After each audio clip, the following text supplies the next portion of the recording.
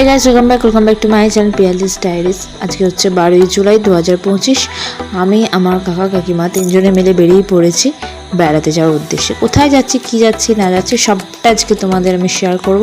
তো চলো এবার ভিডিওটা শুরু করা যাক। প্রথমেই চলে এসেছি, দেখতে পাচ্ছ একটা মারুতি গাড়ি। এখানে আমাদের ব্যাগ ট্যাগগুলো সব লাগেজগুলো ভর্তি করে নিয়েছি।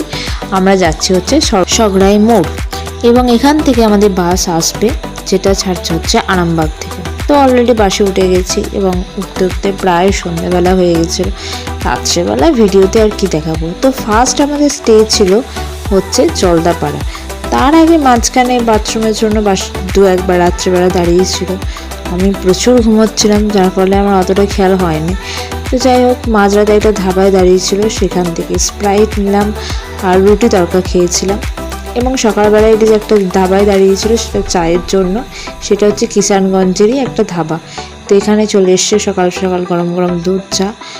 আর এই হচ্ছে আমাদের বাস, এই দুটো বাস একসঙ্গে ছেড়েছিল। এখানে যে বাসটা ছিল, এখানে বাসটা খুব সুন্দর বাস। যাই হোক, এই বাসটা ছিল আমাদের। এবার চলো বাসে ওঠা যাক। এবার আমি কাম্মা কাকাই তিনজনে মিলে বসে বসে বাইরের ভিউ দেখছিলাম এবং ভালোই লাগছিলো। খুব একটা যে খারাপ সেরকম ব্যাপারটা নয়, কারণ সকালবেলা বাসের সাইডে ভিউগুলো দেখতে অসাধারণ লাগছে এবং সারা রাত ঘুম হয়েছে, খুব একটা ভালো সেরকমও কিছু না। যাই হোক, মুখ চোখে তখনও ক্লান্তি ছিল, কখন যে হোটেলে যাব সেরকম ভাবছিলাম। ব্যাস বাইরের ভিউ নিতে নিতে হঠাৎ মনে হলো যে সেন্টার ফ্রেশ খেতে ইচ্ছা করছে। যাই হোক, তারপর বাসের সাইড দিয়ে দেখলাম যে অসংখ্য দুদিকে চা বাগান। তখনই মনে হলো যে ব্যাস নর্থ বেঙ্গলে এবার আস্তে আস্তে প্রবেশ করি। এই নর্থ বেঙ্গলে এটা আমার ছিল প্রথমবার, আর চা বাগান সেটাও আমার প্রথমবার দেখা। যদিও এরপর আস্তে আস্তে পাহাড়ের দেখা পেয়েছিলাম, কিন্তু সেটা অনেক পর। কিন্তু এই পাহাড় ঘোরা, এই যে নর্থ বেঙ্গলে আসা, এগুলোর এক্সপিরিয়েন্স পুরোটাই প্রথম। প্রচুর পরিমাণে এক্সাইটমেন্ট ছিলাম এই ট্যুরটাকে নিয়ে।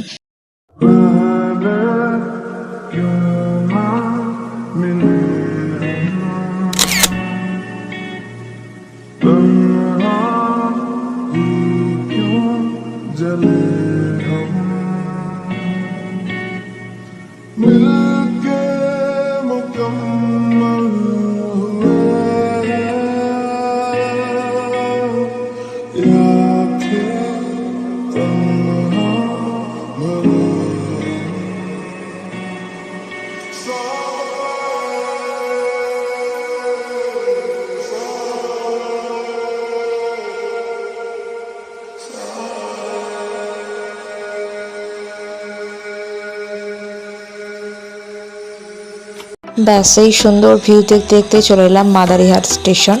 এটা হচ্ছে মাদারিহাট স্টেশন। অ্যান্ড তারপরে স্টেশনটা পেরিয়েই আমাদের এখানে হোমস্টে ছিল সামনে। যে হোমস্টেতে আমরা ছিলাম সেটার নাম ছিল হোটেল শিবালয়া। এখানে check in check out 8 AM এবং চেক আউট হচ্ছে 8 PM। এখানে সামনেটা ছিল এরকম টাইপের, যেখানে সামনে একটা রুম ছিল, সেটা আমাদের দেওয়া হয়েছিল এবং এখানে একটা ক্যাফে আছে। ক্যাফেটা কী কী মেনু পাওয়া যায় সেটা দেখে নিলে।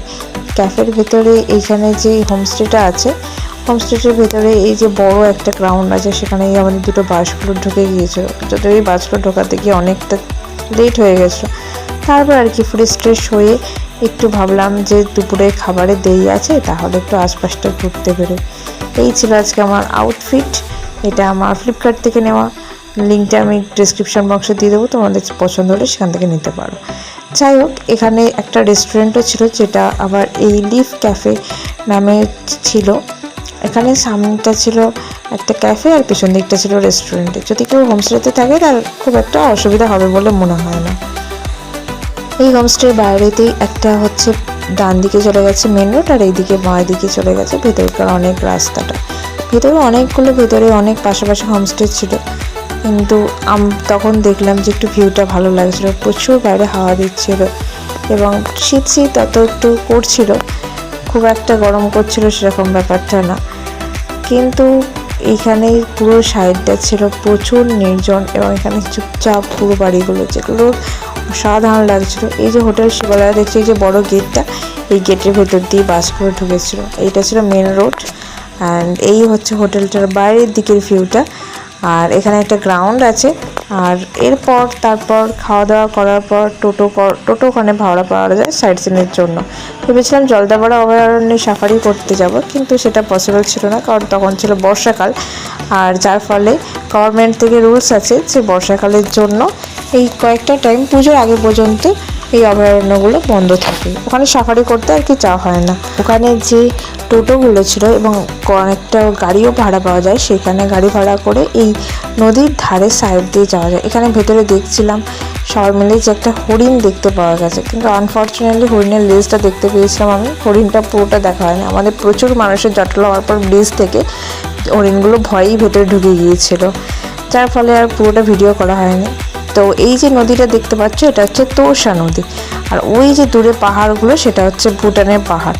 এই জলদাপাড়া থেকে ভুটানটা খুব একটা বেশি দূরত্বে নয়, মাত্র ওই 1 ঘন্টা মতো আমাদের পরে লেগেছিলো। যাই হোক, এই ভ্লগটা পরে আসবে। তারপর এই যে এই সব ব্রিজের সাইডে যে ফুটপাথটা আছে, ফুটপাথ দিয়ে আমরা হেঁটে হেঁটে ব্রিজটা ক্রস করলাম, কারণ নিচে তোরসা যে নদীটা আছে ওখানে যাওয়ার খুব ইচ্ছা ছিল। মাঝে মাঝে যদি ভাগ্য সঙ্গ থাকে তাহলে এই তোরসা নদী জীবজন্তু আসে জল খেতে বা এখানে রোদ পোহাতে। যদিও এখানে সাফারির টাইমটা থাকে সকালবেলা আর না হলে বিকালবেলা, তখন একটু প্রাণীদের দেখতে পাওয়া যায়। তো এখান থেকে আমরা কিছুই দেখতে পাইনি, সেদিনকে ছিল অনেকটা সন্দেহ হয়ে গিয়েছিল এবং প্রচুর গাড়ি ঘোড়ার আওয়াজে বন্য প্রাণীরা যেটা খুব ভয় পায়, তাই তখন আর খুব একটা বেরোয় না। যাই হোক, ওই ভুটানের পাহাড়গুলো দেখতে খুব ভালো লাগছে। আর এখানটা তো হাইওয়ের ধার, প্রচুর পরিমাণে গাড়ি যাচ্ছিল।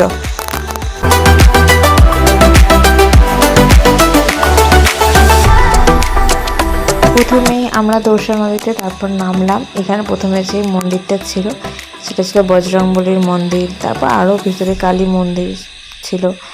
এখানের ভিউটাও ভালোই লাগছিল। এখানে জুতো টুতো খুলে তারপর আস্তে আস্তে সিঁড়ি দিয়ে নামলাম তোরসা নদীতে।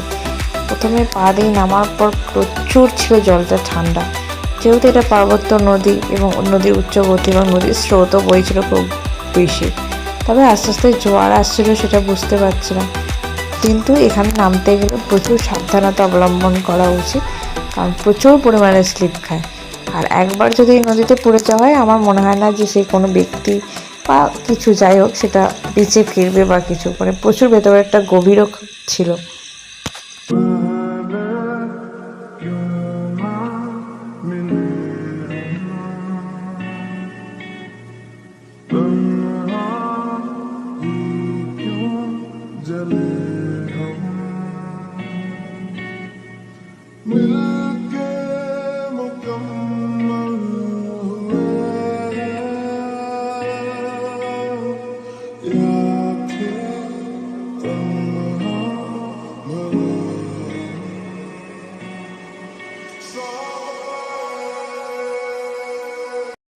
ব্যাস আস্তে আস্তে সন্ধে হয়ে যাচ্ছিল। তারপরে আমরা ব্রিজের উপর উঠে গেলাম এবং পাহাড়ের দিকে যে ছোট ছোট বাড়িগুলো ছিল সেগুলো আস্তে আস্তেই জ্বলে উঠলো এবং সানসেটের ভিউটা দেখলাম। তারপরে চলে এলাম এই নেপালি একটা রাধাকৃষ্ণের মন্দির। যে রাধাকৃষ্ণের মন্দির নর্মালি হয় সেরকম রাধাকৃষ্ণের মন্দির এটা নয়, এটা ঠিক অন্যরকম। এটা অ্যাকচুয়ালি নেপালি পাড়া একটা ছিল সেখানে, যদি এটার জন্য প্রপারলি কোনোদিন বলতে হয় না আমাদের টোটোওয়ালাকে, কারণ ওদেরই লিস্টে এই সাইট সিনটা ছিল, তো ওরাই এই সাইট সিনটা নিয়ে এসেছিলো।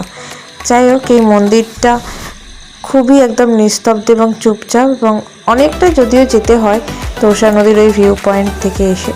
যাই হোক, এই মন্দিরটা ঘুরে এসে তারপর আমরা বাড়ি ফিরলাম। বাড়ি ফিরে এসে একটু মোমো খাওয়া হলো সন্ধ্যেবেলা। তারপরে এইভাবেই আমার ফার্স্ট ডেটা শেষ হলো।